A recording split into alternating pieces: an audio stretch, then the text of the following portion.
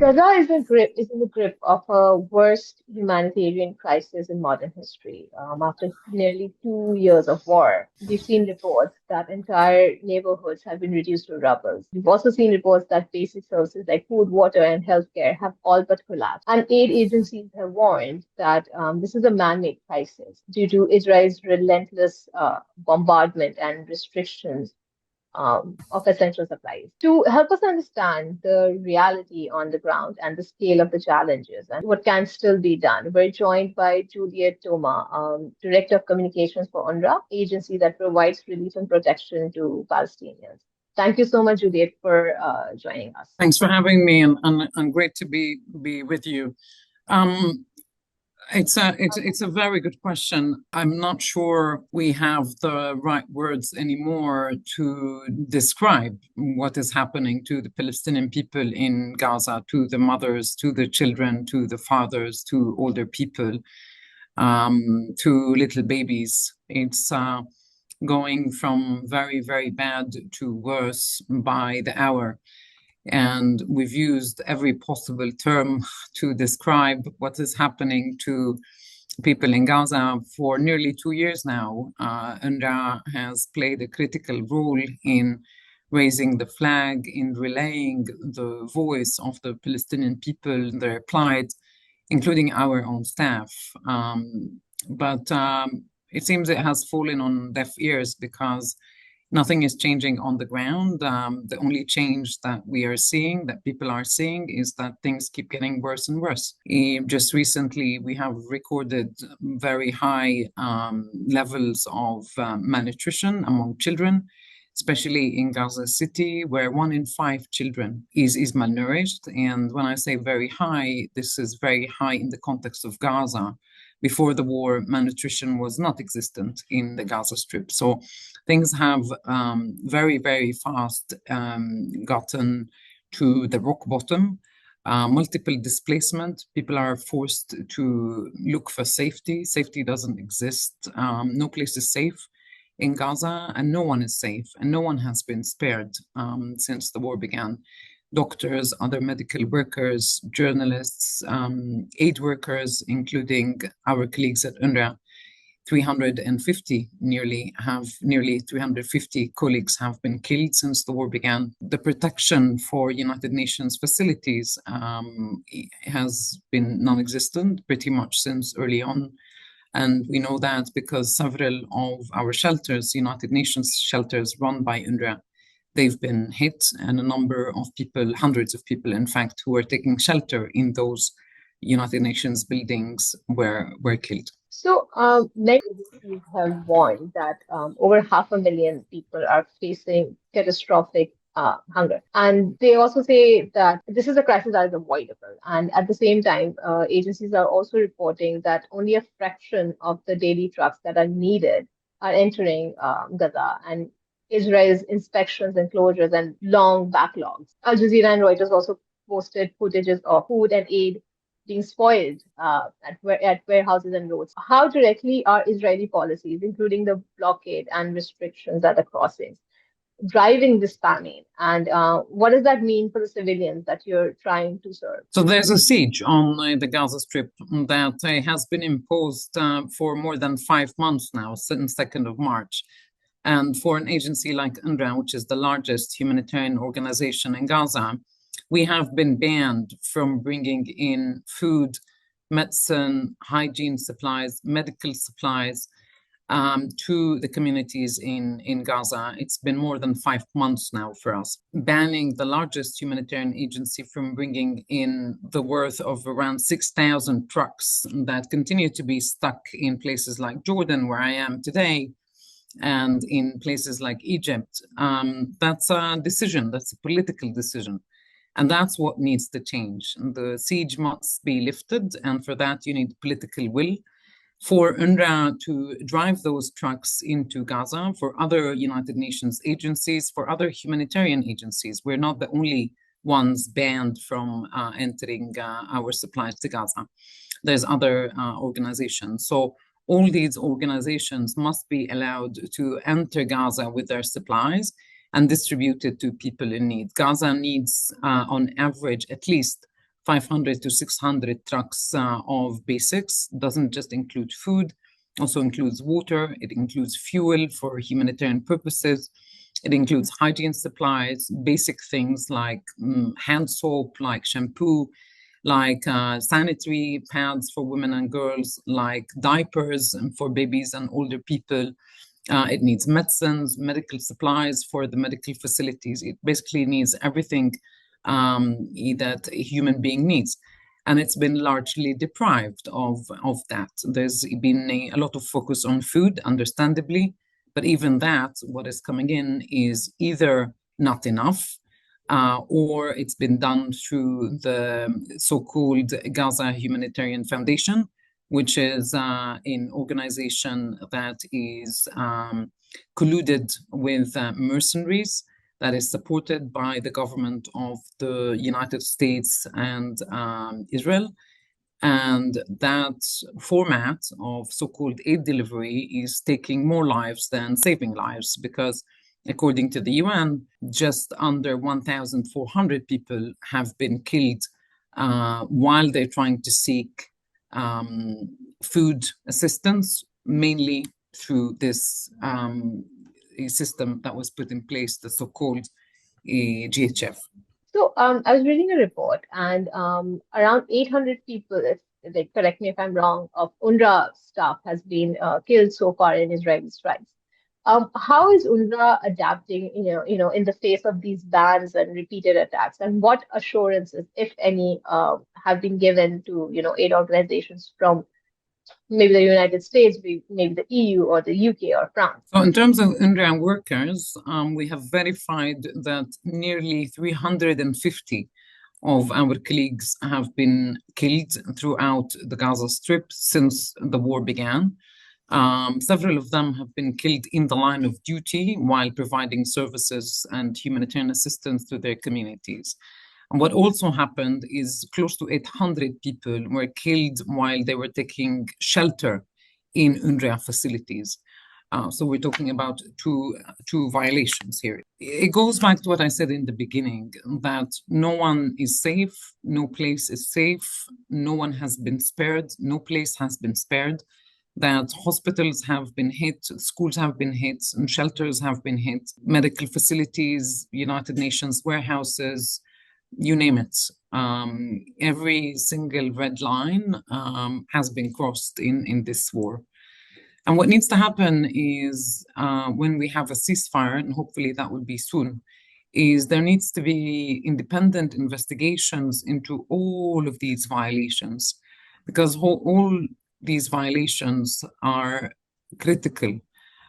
Those who have committed those violations must be held accountable.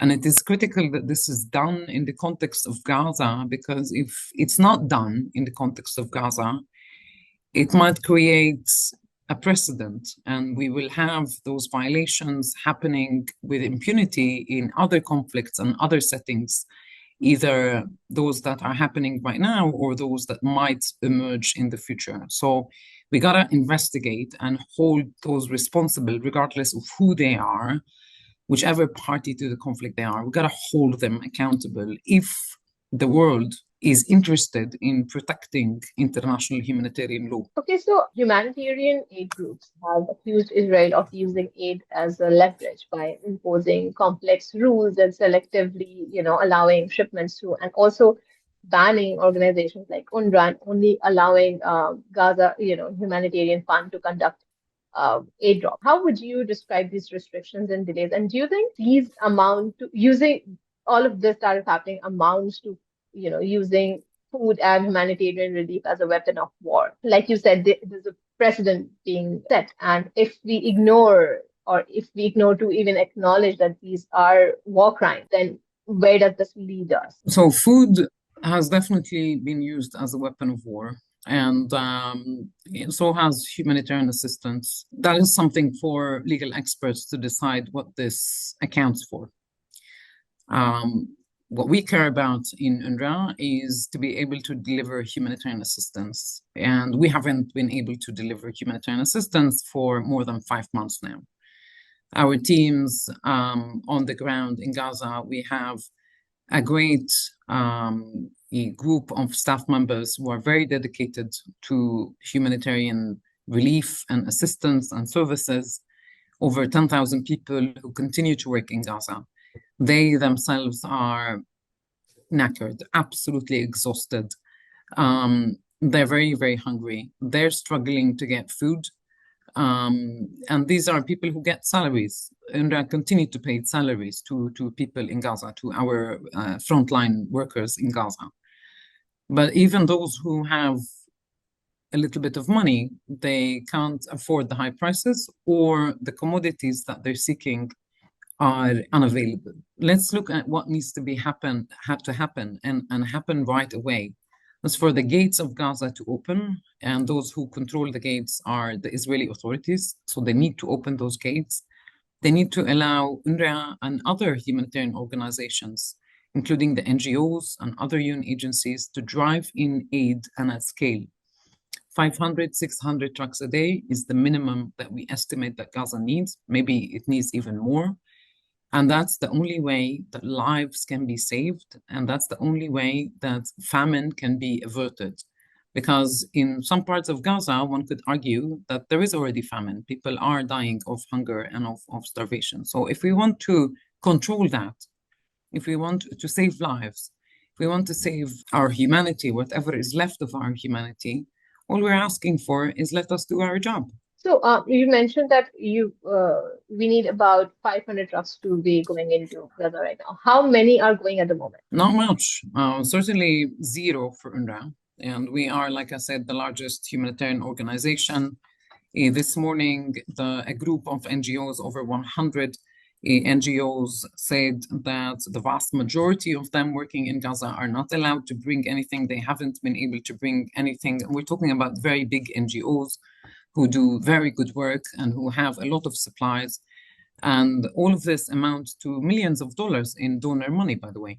So the food, the medicine, the hygiene supplies, they're all waiting outside. We are ready. We're just waiting for the green light. And meanwhile, just a couple of kilometers away, people in Gaza are starving totally unnecessarily when we can reach them with aid. I don't know where anywhere in the world this has happened, when the humanitarians' hands are tied as much as ours are right now, when we are banned from delivering to 2 million people who are hungry and starving and very, very thirsty because the region has been going through a heat wave. The record high temperatures have been witnessed over the past few days. So people are dehydrated, they are fainting, and we're not allowed to help them. We are not allowed to do our jobs. Where in the world has this ever happened? Where? No, yeah. So when the aid does come into Gaza, how is it distributed? Other than the GHF site, a normal person in Gaza, how would they have access to aid when it does come in? So very many people are resorting to the lethal routes, and that's to go to GHF. And GHF has only 4 distribution centers. We don't know the hours that they operate. It's not fixed hours. Those hours and the times of operations, they are never communicated to the communities. So people just predict, or it's a word of mouth, or it's rumor, or it's disinformation, misinformation, all of that is spreading. And people have to walk for miles on end under very, very high temperature, as one example this week, not knowing whether they'll be able to pick up very, very little food, but more importantly, not knowing whether they'll be able to survive this journey. Because like I said in the beginning, just under 1,400 people were killed while they were trying to seek aid, primarily through these GHF facilities. So, and DHF excluding to the vast majority of the community, because older women and older men, the injured, people with disabilities, women in general, children, they can't make that journey to go south, where it is a whole bombed out area, by the way, to go south, do this journey, carry the heavy stuff whenever they're lucky to have that, and go all the way back. And I saw a video yesterday of this little boy. He was barely 4 or 5 years old, and he carried a bag of wheat, probably heavier than his weight. And he was carrying a little knife with him. And that Yeah. boy was interviewed by a guy, and the guy said to him, Uncle, why do you have a knife with you? And he's like, because I'm going to use the knife to, if anyone comes and steals my wheat flour. It's a child. What is 4 year old. happening to humanity? It's just, And to think that just a few kilometers away, there is food and aid that is just there and it's not being allowed to come in. no, a few kilometers away, the reality is as following. There's electricity 24/7. There's ACs for people to cool them down because of the heat wave. There's supermarkets and shops loaded with anything you need. There is water, including cold water. There is safety, and Yeah. that's just a couple of kilometers away from Gaza. So, I want to ask, you mentioned that there is, there are aid trucks waiting at the border to cross it. So what happens to the aid when it is not let in? Where does it go? Is it wasted? Where does it go? I'll tell you about our aid at UNRWA. We don't have anything at the borders. We have them in Jordan and in Egypt, and they're all in warehouses. But there's only much you can do because, for example, food has expiry dates, medicine has expiry dates. So the longer these supplies wait, the closer we are to the expiry dates. And so eventually, if they're not going to be allowed in, yes, we'll have to dispose of this aid. We shouldn't ever be doing as humanitarians because we work very, very hard to get that aid, to buy that aid, to bring that aid, to deliver that aid, to put it in the warehouse, to wait so that it goes into Gaza. And it costs a lot of money. And I will not never have the words to describe what would that mean? There are footages coming out of Gaza as well that some of the aid that is being airdropped or being given at GHS drop sites, they're expired. Do you know about is that is what is happening that the Gaza people are getting expired food, expired aid? I haven't heard these reports. What I do know is that airdrops are unnecessary. Airdrops are very, very expensive. In humanitarian settings, we use airdrops as a last resort when you don't have any other alternative. In the context of Gaza, there is an alternative, and that's the road crossings and several road crossings that can be opened if there is a political will. And then trucks in their thousands can drive through if there is the political will. So you don't need airdrops, which are very, very expensive, which are inefficient, which you actually don't know, you can't control where the aid goes, and which can also be very dangerous for people because, I mean, we've had also in Gaza, this round and the previous rounds, we've had people killed because of airdrops. 25 foreign ministers recently called for a flood of aid into Gaza, but little has changed on the ground. The UN has warned that political statements aren't translating into actual relief. And human rights groups have also, they've been calling for investigations into Israel's conduct under the international humanitarian law. Why isn't this diplomatic pressure working? And it's almost as if it's falling on deaf ears. And what do you think it would take for Israel to actually open the flow of aid that at the scale that it is needed? I wish I had an answer to this question. I really wish I had an answer to this question. What I do know is that it is time for action. What I do know is that all these statements are, of course, very welcome and much needed, and sometimes it's too little, too late. I also know that words do not feed hungry children, and what needs to happen is for the gates of Gaza to finally open by the Israeli authorities so that humanitarian agencies can drive their aid through.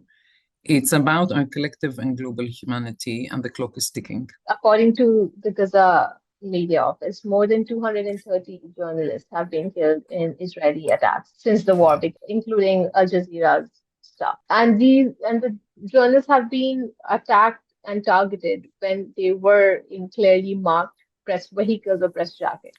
How does this unprecedented killing of journalists affect the world's ability to see and understand what's happening in Gaza? And Is there any way, organizations like UNRWA or UN or other NGOs can compensate for that loss of independent reporting from Gaza? It's the place that had the highest number of journalists killed, Gaza, in such a very short time. It's about killing the voice, silencing the voice, silencing the truth, and targeting journalists is a crime. It's also coupled with a ban on international media going into Gaza and reporting independently from inside Gaza. And the international media has been banned from going into Gaza for nearly 2 years now. And with that, there is a huge disinformation and misinformation campaign, largely against the Palestinian people in Gaza, which dehumanizes the Palestinian people. And then there is these campaigns against any organization and anybody that speaks to what is happening in Gaza, to the atrocities that are happening in Gaza. Thank you so much, Juliette, for joining us and for giving us a stark account of the reality facing Gaza for decisive action. I would like to thank you very much for your interest and for your patience, and I look forward to staying in touch. Thank you. Thank you so much.